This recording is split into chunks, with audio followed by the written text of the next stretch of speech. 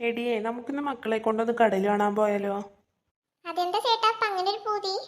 ഒന്നുമില്ലടി, കുറെ ആയില്ലേ പെരയിൽ ഇങ്ങനെ കുത്തിരിക്കണോ, ഒന്ന് പുറത്തു പോവാന്ന് വിചാരിച്ചു. അച്ഛാ കടല് കാണാൻ ഞാനും ഉണ്ട്. ഇപ്പൊ തന്നെ പോവാ അച്ഛാ. ആ മക്കളെ എന്നെ വേഗം പോരും, ഡ്രസ്സൊന്നും ഇനി മാറ്റാൻ നിൽക്കണ്ട. മാറ്റാൻ നിന്നാലേ പിന്നെ നേരം പോണാ അറിയില്ല.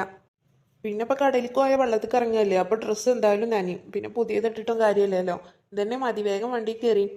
ആ അച്ഛാ സെറ്റ്. എന്നാട്ടാ നമുക്കാണ് ഇറങ്ങാം.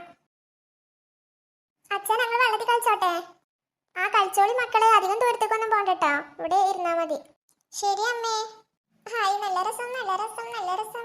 അയ്യോ കുട്ടികളെ, 3 മണി കഴിഞ്ഞാൽ കടലിലേക്ക് ഇറങ്ങല് തീരെ നല്ലതല്ല. ഈ ടൈമിൽ കടലിൽ കയറാൻ സാധ്യത ഉണ്ട്. അതുകൊണ്ട് കുട്ടികൾ മേലെ കയറിക്കാണി. ചേട്ടാ ചേച്ചി ഒന്ന് പറഞ്ഞ് മനസ്സിലാക്കി കൊടുക്കൂ. 3 മണി കഴിഞ്ഞാൽ ഇവിടേക്ക് ആർക്കും ഇറങ്ങാൻ അനുവദനല്ല. ഓക്കെ ചേട്ടാ, മക്കളെ ഇനി കയറി പോര്.